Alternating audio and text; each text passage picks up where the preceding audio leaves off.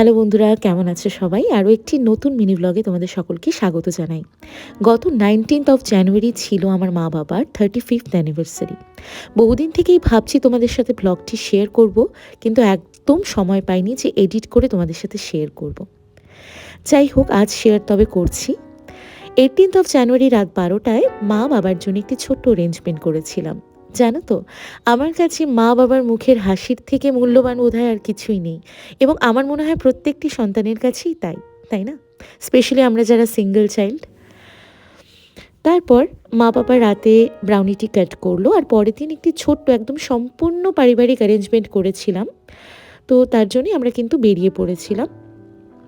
তো আমি একটু সাজুগুজু করেছিলাম, শাড়ি পরেছিলাম, মা বাবার অ্যানিভার্সারি বলে কথা, তাই না? তারপর মামার বাড়ির থেকে মিমিকে, মানে আমার মামিকে নিয়ে নিলাম, আর তারপর আমার ছোটো মানির বাড়ির থেকে সবাইকে নিয়ে নিলাম। তোমরা তো জানোই আমি পরিবারের সাথে কতটাই অ্যাট্যাচ, তাই আমার কিন্তু সকলকে চাই প্রত্যেকটি ওকেশনে। তারপর আমরা ছিন্নমস্তাক মন্দিরে গিয়ে পুজো দিয়ে নিলাম। খুব তাড়াতাড়ি তো আমি অন্য জায়গায় শিফট হচ্ছি, তাই মাঝে কিন্তু কিছুদিন ব্লগস দেওয়া বন্ধ থাকবে, তবে কথা দিচ্ছি খুব তাড়াতাড়ি কিন্তু সেই জায়গার ব্লগসও আমি তোমাদের সাথে শেয়ার করব। তারপর আমরা সবাই একটু ফুচকা খেয়ে নিলাম, এবং ফুচকা খেয়ে কিন্তু সবাই মিলে আমরা ফাইনালি রেস্টুরেন্টে, মানে গ্রিন লিফ রেস্টুরেন্টে চলে গেলাম। এই কেকটি আমি নিয়েছিলাম হানিজ কেক থেকে, আমাদের হ্যামিল্টনগঞ্জের। কেকটি ছিল ভীষণ ভীষণ রকমের টেস্টি, মানে সত্যি বলে বোঝাতে পারবো না, এতটাই টেস্টি ছিল কেকটি।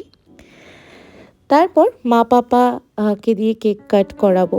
কেক কাট করানোর জন্য আমরা সবাই রেডি হচ্ছিলাম, সবাই চলেও এসেছিল এর মধ্যে। আর ফাইনালি কেক কাটিং সেরেমনিটা আমরা কিন্তু কমপ্লিট করে নিলাম। তারপর দেখো, মানে আমি আর আমার ভাই যখন একসাথে থাকি, বাদরামোটা যেন একদম বেড়ে যায়। যদিও সব যারা ওখানে ভদ্র মানুষরা থাকে তারা কিন্তু একদম চুপচাপ বসে থাকে, জোকস অ্যাপার্ট।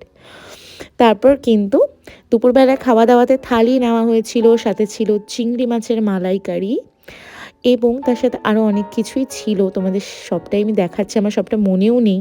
যাই হোক, ফ্রাইড রাইস ছিল, চিকেন ছিল, আমি ফ্রাইড রাইস চিকেন খেয়েছিলাম। আমার fried rice chicken, fried rice ঠিক না, সামথিং কাশ্মীরি পোলাও বা এরকম কিছু একটা, যেটা খুব টেস্টি ছিল খেতে। তো সবাই মিলে মিশে কিন্তু বেশ জমিয়ে খাওয়া দাওয়া করছিলাম। আর যখন না পরিবারের সাথে বসে এক জায়গায় খাওয়া দাওয়া করা হয়, সত্যি মজাটা কিন্তু বেড়ে দ্বিগুণ হয়ে যায়। তারপর ফাইনালি আমরা কিন্তু বাইরে গিয়ে সবাই ছবি টবি তুলছিলাম, আমিও অনেক ছবি তুললাম, এবং সবার সাথে এইভাবেই কিন্তু সুন্দরভাবে দিনটি কাটালাম।